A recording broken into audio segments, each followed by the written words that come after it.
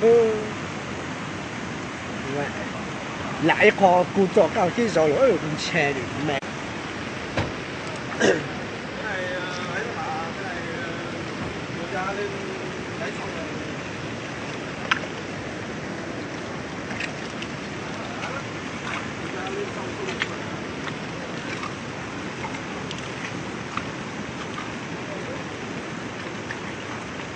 Anh em nhá, bây giờ con xe đang lập ở đây.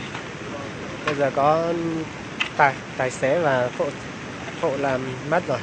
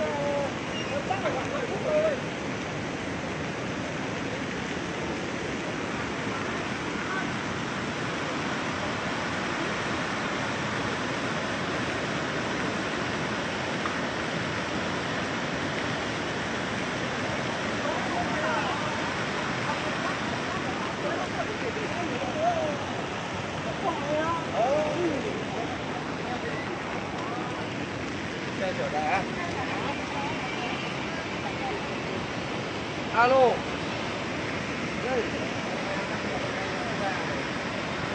Chị cuốn này áp phone à? Chú là chị nên tê của tỏ cao lỗi có phone thôi.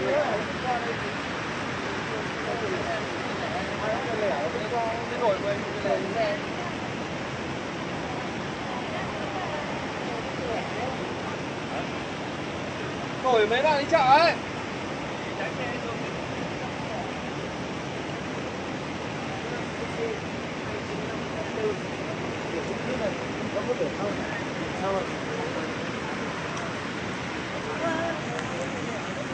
Mọi người nhá, ai có người nhà biển số xe như này là hãy báo cho người nhà biết nhá.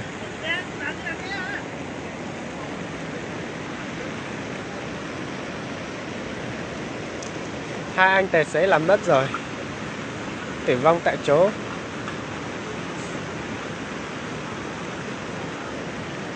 Còn đào cabin là hầu như là không còn gì, nát bét luôn.